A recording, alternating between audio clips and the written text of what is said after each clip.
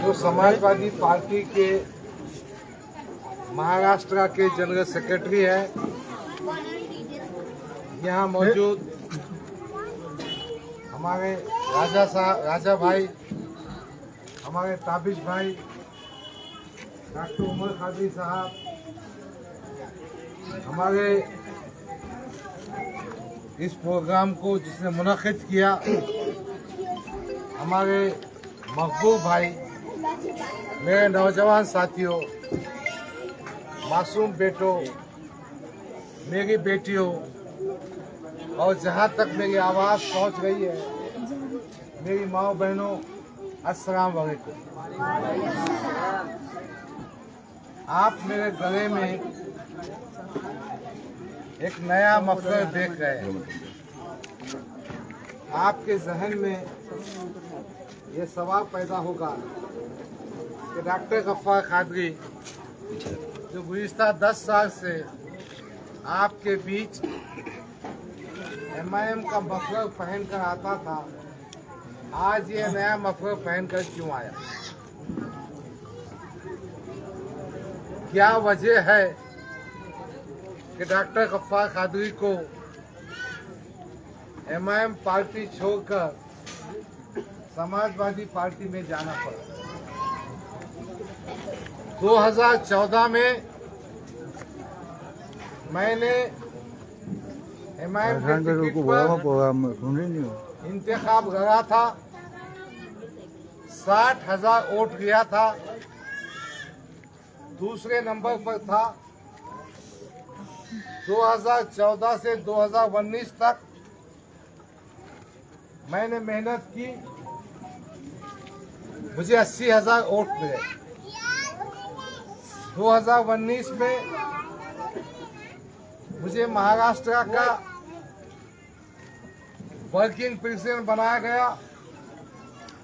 मैंने अपने हल्के में वोटर्स की तादाद में बहुत रजिस्ट्रेशन कैंप करके काम किया और आज अल्हम्दुलिल्लाह अपने हल्के में 1,45,000 मुस्लिम वोट मौजूद हैं और ये होता है 42%। इस पे कोई भी सीट जीत सकता है। 10 साल से हमने इस हल्के में लोगों से संपर्क किया, मुलाकातें की, उनकी मदद ली, वोटिंग का परसेंटेज बढ़ाया। मकसद साफ था कि 2024 में हमको असेंबली का इंतखाब करना था और ये बात असदुद्दीन अवी साहब ने मुझसे कही थी कि डॉक्टर साहब 2024 का टिकट भी देंगे, आपको चुनकर भी आएंगे और ये सीट गिफ्ट पे देंगे। मगर दोस्तों, मेरे साथियों, ये इम्तियाज जलील साहब जो है ना, उनकी ख्वाहिश है कि यहाँ से चुनाव लड़ा जाए। और साजिश कैसी हुई? मैंने असद साहब से गुजारिश की थी कि साहब, अगर आप मुझे टिकट नहीं देंगे तो बता दीजिए। अगर आप मुझे टिकट नहीं देंगे तो बता दीजिए। 21 सितंबर को मैं असद साहब के पास गया, जाके साहब से कहा कि साहब मुझे 3 मिनट का वक्त दीजिए, 5 मिनट का वक्त दीजिए, मुझे मशरक़ी हल्के असेंबली के बारे में बात करना। उन्होंने टाइम नहीं दिया।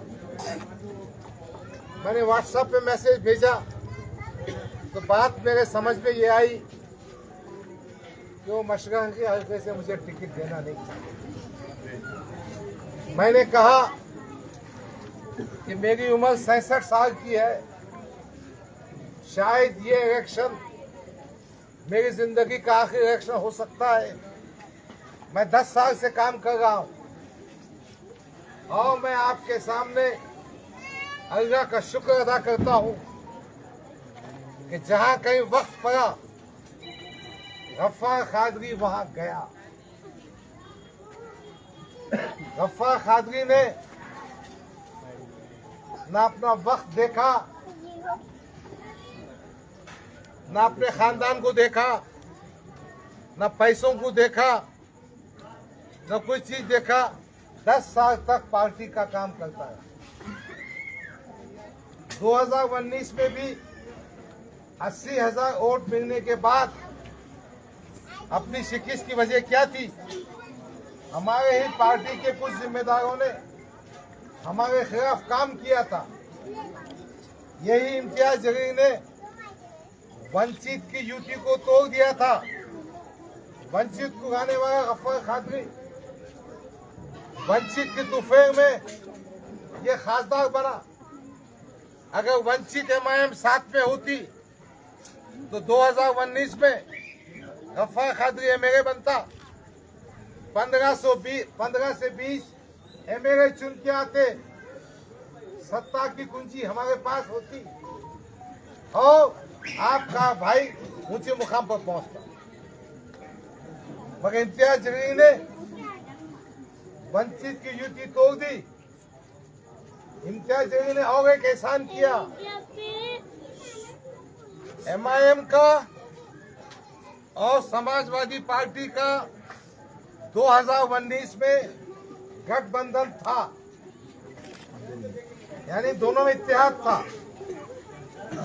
गोवंडी में अब्बू आसिम को MIM ने पाठिंबा दिया। बाईकरगा में वारिस पठान को समाजवादी पार्टी ने पाठिंबा दिया। भिवंडी में दिया।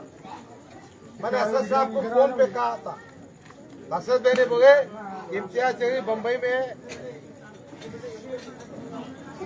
गठबंधन हो जाएगा। गठबंधन हुआ नहीं। समाजवादी का कैंडिडेट खास तौर पर दागा गया। तो हकीकत ये है कि 2019 में भी मेरी ही पार्टी के लीडर इम्तियाज जलील ने मेरे मुस्तकबिल को, मेरे आमदार बनने को रुकावट पैदा की।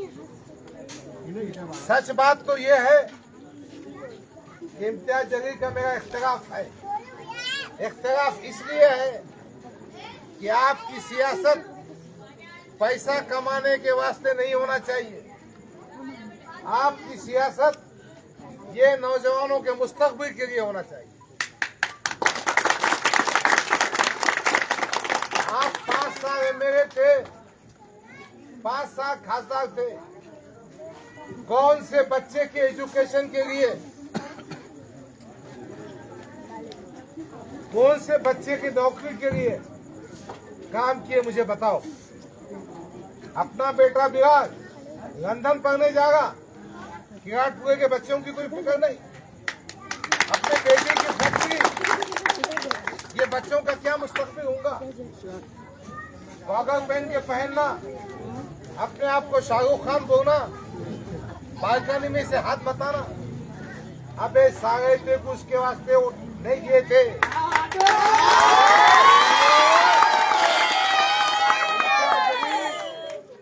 ये कौम जब तुझे कुर्सी पे बिठाना जानती है, तुझे ठोकर भी देना जानती है।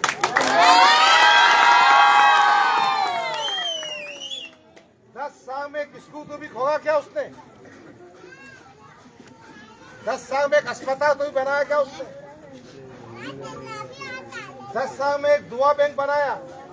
तो दुआ बैंक क्या है मालूम तुमको? लोगों से चंदे जमा करना, खुद के भाई को 3 लाख की नौकरी देना और फिर टिकटों की मांडोगी करना। मैं जानता हूं महाराष्ट्र में जहां जहां दंगा फसाद हुआ वहां इम्तियाज जलील नहीं पहुंचा। आपकी तुगाब अली शाह की मस्जिद अकोला में जगह दी गई। आपके मसाजिद की बेहुमती हुई। बड़े दुख की बात है, कुरान शरीफ को जगह दिया गया। जुगनूबी नाम की औरत को मकान में पेट्रोल डाल के जगा दिए। इम्तियाज जलील के कान पे जू नहीं रहेंगी। आपका कोई काम होगा ना, आपने फोन करके देखना, फोन उठाने को महंगा। बकरीद के मौके पर गाय के मामले पर जिस पुलिस स्टेशन गया था, इस वास्ते कि उसका भांजा भी उसमें अटका था। आपके वास्ते नहीं गया था, उसके भांजे के वास्ते गया था। तो ऐसी कमजोर क़ियादत जो खुद का घर भर सके, ऐसी लीडरशिप जो कौम के काम ना आ सके, ऐसी लीडरशिप जो टिकटा बेच के मांडोगी कर सके, जो बीजेपी के इशारे पे चल सके, वो नहीं चाहिए। और फिर गफ्फा खान की जल्दी बात करता है ना, इसलिए उसका टिकट को काट दिया जाए। मगर मैं कोशिश करता रहा। मैं अबू आसिम का शुक्रगुजार हूँ, उन्होंने मुझे टिकट दिया। मैं आपके बीच ये कहने आया हूँ कि जिस पार्टी को मैंने 10 साल अपना वक्त दिया, अपनी कुर्बानियाँ दी, अपनी मेहनतें दी, अपना वक्त दिया, उसके सदर के पास 3 मिनट का टाइम नहीं। आपका मैं शुक्रगुजार हूँ कि आपने मुझे इतना वक्त दिया। मैं अल्लाह से दुआ करता हूँ कि आप मेरा साथ देंगे और हम इस शहर के तकदीर को बदलेंगे, नक्शे को बदलेंगे।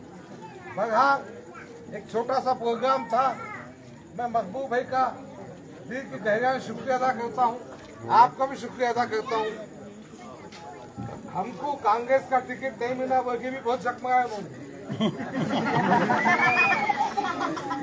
सिर्फ उसको आमदार बनने का है बस।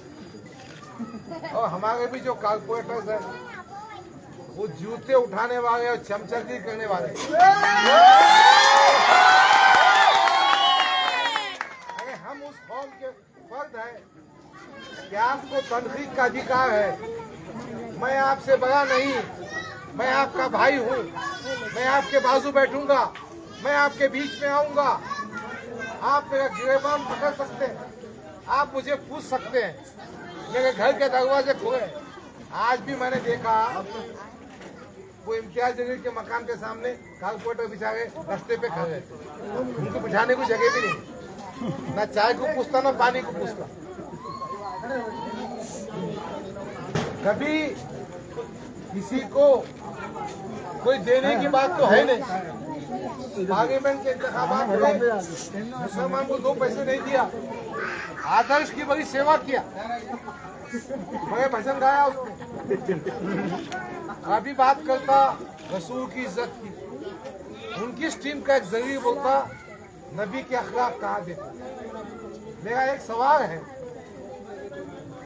कि संजय शिरसाट जो हुजूर रसूलुल्लाह सल्लल्लाहु अलैहि वसल्लम की खिदमत में गुस्ताखी करने वाले का साथ देगा, उसके मकान जाने की क्या जरूरत थी? कोई भी बाईमान आदमी कितना ही गुनाहगार क्यों ना हो, जो रसूल की बेइज्जती करता है, उसके मुंह पे थूकना ही पसंद नहीं करता। ये जाके पप्पा कर रहा उसको। मेरा तो मानना यह है कि इम्तियाज जलील देवेंद्र फडणवीस का एजेंट है। इम्तियाज जलील मजलिस को बेच रहा है। इम्तियाज जलील बिकाऊ पार्टी है। इम्तियाज जलील पैसे कमाने के पॉलिटिक्स में आया है। वो आपके जज्बात से खेलकर आपको तकलीफ देना चाह रहा है। और जब उसने देखा यहाँ पर पार्लियामेंट में 89,000 वोट मिले, इधर भाग के आ गए। जाओ ना अपनी जगह, झटको ना भाई, यहाँ देखो आए। बड़ा बहुत बातें हैं। 10 साल साथ में रहा हूँ, हमेशा मुखालफत किया, अच्छी बात करने की कोशिश की, इंशाल्लाह करता रहूँगा, आपके बीच आते रहूँगा। समाजवादी पार्टी का उम्मीदवार हूँ, साइकिल निशानी है। आज आपके पास आपकी मदद मांगने के लिए आया हूँ, आपकी सरपरस्ती चाहता हूँ, आपकी रहनुमाई चाहता हूँ। और मैं उम्मीद करता हूँ कि आप मुझे इसमें जो हुई नाइंसाफी, मेरा जो हक मांगा गया, मेरे जो खिदमत को फरामोश किया गया, उसके बदल में मुझे वोटों से नवाजेंगे और इंशाअल्लाह ताला भारी अक्सरियत से कामयाब करेंगे। यही गुजारिश है। हमारी निशानी साइकिल है, उसको याद रखिए। अब उसका नंबर भी आ जाएगा, बता देंगे। एक बड़ी सभा यहाँ करेंगे। मैं उम्मीद करता हूँ समाजवादी पार्टी की बड़ी खातून इकरा हुसैन प्रोग्राम में आएगी, हमारे साथी भी आएंगे, अबू आसिम भी आएंगे। वक्त बहुत मुख्तसर था, माइक का इंतजाम नहीं था, बातचीत सही तरीके से हो नहीं पाई। इंशाअल्लाह आइंदा मीटिंग अच्छी करेंगे। मकबूल भाई बड़ी मीटिंग करेंगे। सबसे डॉक्टर साहब तुम आगे बढ़ो।